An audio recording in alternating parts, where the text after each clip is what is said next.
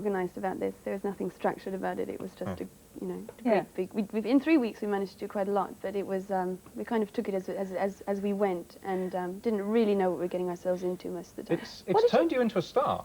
I mean, I don't think more than Martin. Much more than me. Yeah. It has turned you into a media star. I mean, you're in almost every newspaper, almost every day. There are articles, but you've generated endless column inches. Are you going to use it in any way? I mean, you know, you're going to cash in, be an ITN reporter? I mean, you work for Reuters. No one's offered yet. No. You are a journalist, though, aren't you? You work in Brussels. I'm working as a journalist in Brussels. Yeah. What did you think when your dad rang you and said, Melissa, I'm standing as an MP? Well, in fact, I'd been here the weekend that he'd taken the decision, and I thought it was a great idea, having no idea of the implications really for either of us. Yeah. But on the Monday night, I saw his press conference on TV, and he looked terribly lonely and kind of he felt alone. that's because he was lonely. That's because he felt lonely. Thank you. So I came the next morning. Yeah. Did either of you expect it to be as rough as it was? I mean, we won't show the pictures again because we've seen it so many times, but, you know, the fabled Battle of Knutsford Heath and everything. It got rough on day one, didn't it, when you went up there?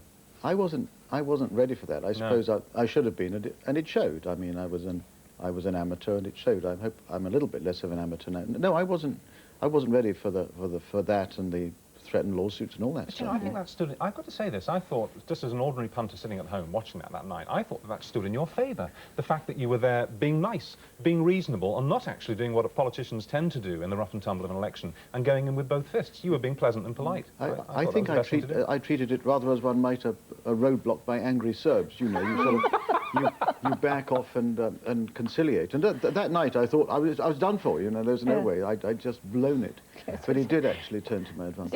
Your friend Colonel Bob from Bosnia was sort of film walking around saying, "This is silly. This is just so stupid." But I hope it's not going to change you, because I mean, you are a sort of nice, sweet. But you think he's a nice, sweet person. Yeah, he is, and even politics so far hasn't managed to change that. We'll wait and see, though. No, I don't think so. I'm only in for one term, Judy. Is that it? That's definite. One term. That was an absolute pledge, and I do stick by my promises. It was necessary, and it seemed decent, and the measure of my non-ambition, if you like. Yes. I mean, I'm the least intentional member of Parliament there ever was.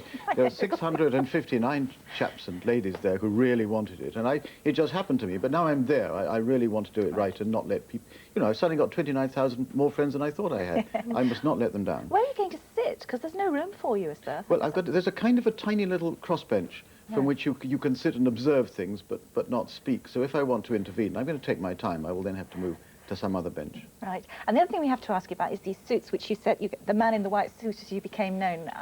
They're not actually, that's not white, that's a sort of beigey colour. Well, they're mostly, I mean, I'm absolutely not a saint, and they're not white. I'm not a saint, am I?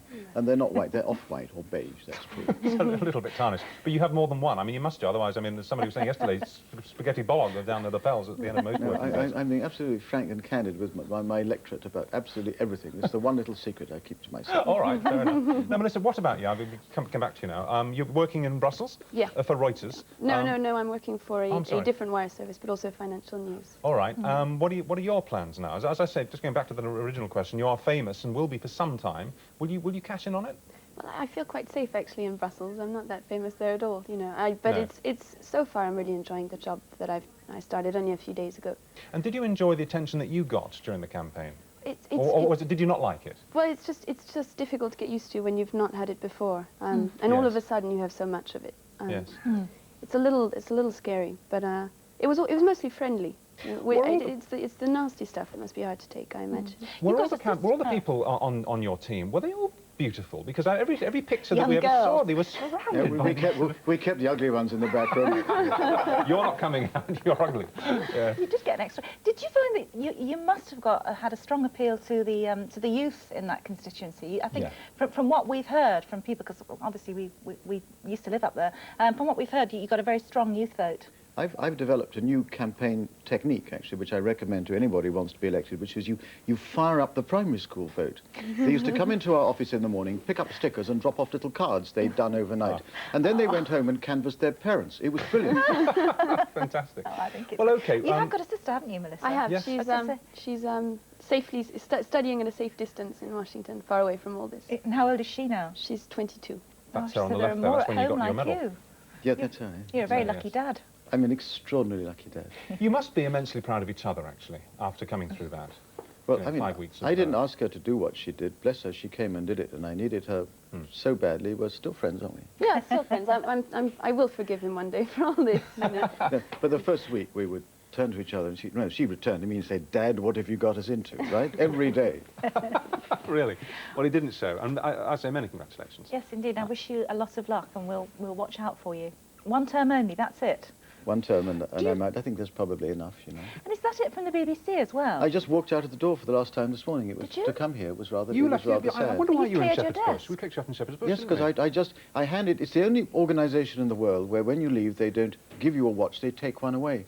So I offered the watch that I'd had since 1964. Stopwatch, you mean? Stopwatch, Stopwatch, yeah. yeah. And they wouldn't take it. They said I could keep it. No, I'm not sure that's allowed, you know, under the Nolan rules. It's such a sleaze there. Gonna have to report that one, I'm afraid, Martin, or declare it in some way. Well, and it's lovely to see you. Yes. And many congratulations. And you're back to Brussels now, aren't you? Yeah, You yeah. flew Go over back for us this this morning. afternoon. It's very We kind. could say unemployed spin doctor seeks work. I That's think, right, couldn't yeah. we? Are you looking for another job? Well, this is a temporary one until July. Right. So then I shall have to. You see, there's nepotism. something I'm else. sorry, Martin, it's all great. I mean, it's falling apart, you know. Can I just say one thing? Given the size of the overall victory over the Conservatives in the election, do you think it was necessary for you to do it at all? I mean, actually, do you think that Hamilton would have been kicked out anyway? I don't think so, unless they could have. They had to find an independent candidate, because if the other two parties' votes had been split and there was no one for I couldn't have done this without at least 10,000 Conservatives in Tatton voting for me. Right. So there had to be a sort of You neutral had to figure. do that, right. OK. Thank And you then both you very got- much, and good luck. You got 29, didn't you? Something like 29,000? Yeah, amazing, wasn't it? Yeah. Incredible. Incredible. I know somebody who flew up from London, actually paid £190 for a ticket, her and her husband, and flew up to vote for you. I got a postal vote from Vladivostok. How about that? Who was that? Anyway, very That's nice something to else see that you needs both. investigating, Judy. Anyway, congratulations.